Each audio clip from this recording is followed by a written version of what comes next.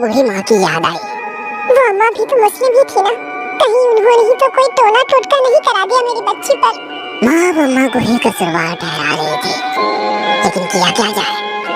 ऐसा आसानी से तो वो मानेंगे नहीं कि उन्होंने टोटका किया है। किसी तांत्रिक की ही मदद लेनी पड़ेगी। माँ ने शाम को पापा को अपने दिल की बात बताई। मैं अभी हॉस्पिटल से उस ओझा को देखकर आ रहा हूँ।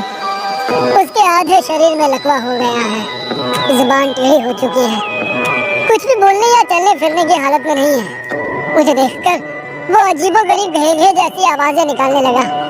मुझे नहीं लगता अब कोई भी तांत्रिक इस हवेली में आना चाहेगा। फिर भी मम्मी के कहने पर अपनी बच्चे की सलामती के लिए पापा कहीं तांत्रिकों के पास भटके, किंतु कोई भी मदद को तैयार नहीं हुआ। 2 महीने बीत गए थे, हम सभी निराश हो चुके थे। पापा ने बहुत कोशिश की उनका ट्रांसफर हो जाए, लेकिन कोई काम नहीं बन पा रहा था। ऐसा लगता था मानो हम बंद रहे हैं इस हवेली में। इधर विनी की हरकतें कुछ ज्यादा ही अजीब हो गई थी। उसकी तबीयत खराब सी रहने लगी थी। 1-2 बार वो चक्कर खाकर गिर पड़ी थी। जब एक दिन उसने खाने को देखकर उल्टी की तो माँ घबराने लगी। कोई उपाय ना सोचता देखकर माँ ने बूढ़ी अम्मा के पास जाने का निर्णय लिया। किसी तरह पूछते पूछते माँ अम्मा के घर पहुंची। छप्पर का एक कमरे का मकान था। घर के सामान के नाम पर कुछ बर्तन और एक चारपाई रखी थी। माँ को देख वो थोड़ा परेशान सी हो उठी। मालकिन, कैसे आना हुआ? मुझे बुलवाया होता। अम्मा, मेरी किसी बात का बुरा लगा हो तो मैं माफी मांगती हूँ। कैसी बातें करती हैं मैडम जी? कुछ बात हुई है क्या? अम्मा, आपने कहा था कि बच्चों को दूसरे भाग में मत जाने देना, लेकिन एक दिन मेरी बच्ची गलती से वहाँ चली गई थी। तब से माँ ने पूरी कहानी उन्हें कह सुनाई। माँ की बात सुनकर उनके माथे पर चिंता की लकीरें उभर गई। ये कैसे हो सकता है? उन्होंने घड़े से निकालकर एक गिलास पानी पिया। आप पहले क्यों नहीं आई? अब बहुत देर हो गई है। क्या मतलब है आपका? खुद को संभालिए मैडम जी, मैं जो बोलने वाली हूँ आप शायद बर्दाश्त नहीं कर पाएंगी। आपकी बच्ची पेट से है। क्या बकवास कर रही हैं आप? मैं सच कह रही हूँ। इतिहास खुद को दोहरा रहा है। ये सब पहली बार नहीं हो रहा है। लेकिन कैसे? कौन? मतलब हो क्या रहा है ये सब? मैं आपको पूरी बात बताती हूँ, आप थोड़ा धैर्य रखिए। मैं अपने अम्मी अब्बू की इकलौती संतान नहीं हूँ। मेरी एक बड़ी आपा भी थी जिनका नाम रेशम था। मुझसे अब 15 बरस बड़ी थी। अब तकरीबन 90 बरस पहले की बात है। अब्बू डाक विभाग में चतुर्थ वर्गीय कर्मचारी थे।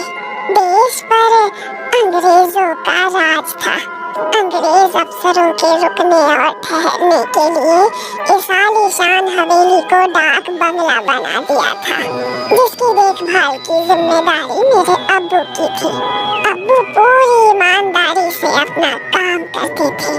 मेरे अम्मी अब्बू हवेली के जर्जर हो चुके भाग में जो आखिरी कमरा है वहाँ रहते थे।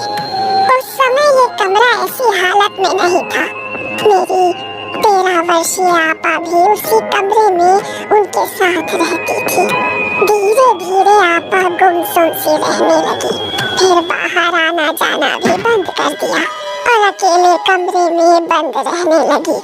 अक्सर वो रात को दीवारों को देखकर अजीब अजीब सी आवाजें निकाला करती थी। कभी बैठे बैठे रोने लगती तो कभी हंसने लगती। मेरी माँ को आप ही के जन्म के बाद कोई बच्चा नहीं हो रहा था। इसी हवेली में आने के 2 साल बाद अम्मी की कोख फिर से हरी हो गई। उधर अंग्रेजी सरकार से हवेली की देखरेख के नाम पर मोटी रकम आने लगी। उस दौर में जब हर ओर गरीबी और भुखमरी फैली हुई थी, हमारे घर में अन्न धन की भरमार थी। ऊपर से रहने के लिए आलीशान हवेली। अम्मी अब्बू खुद को भाग्यशाली समझते और अपनी किस्मत पर रश्क करते। उनके जीवन में सिर्फ एक कष्ट था और वो था आपी का यूं दिनों दिन बदलता व्यवहार। अब्बू आपी को कई बार मौलवी और ओझा के पास भी लेकर गए, लेकिन उसकी हालत में सुधार नहीं आया। कोई भी डॉक्टर, वैद्य, हकीम, तांत्रिक उनकी परेशानी की नब्ज नहीं पकड़ सका।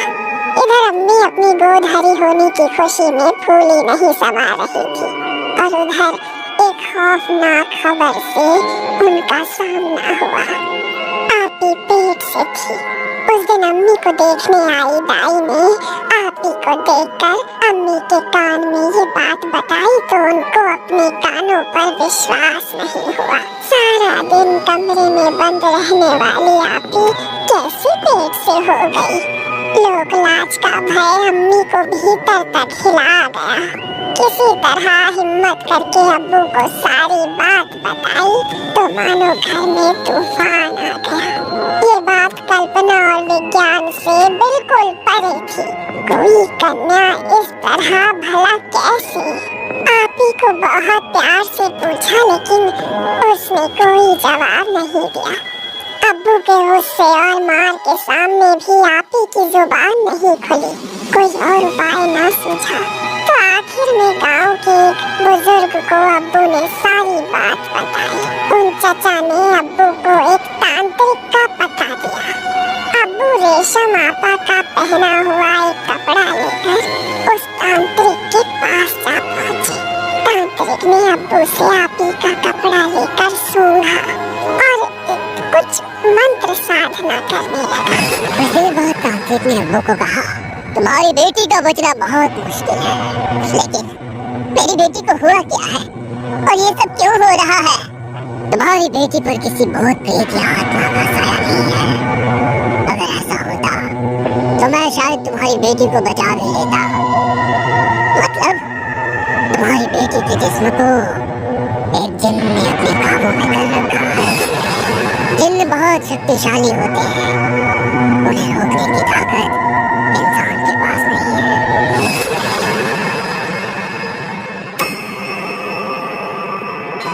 ये कहानी आपको अच्छी लगी हो तो हमें सब्सक्राइब करें, हमारा इंस्टाग्राम और फेसबुक पेज जरूर फॉलो करें। और हाँ दोस्तों, सब्सक्राइब करना भूलना मत।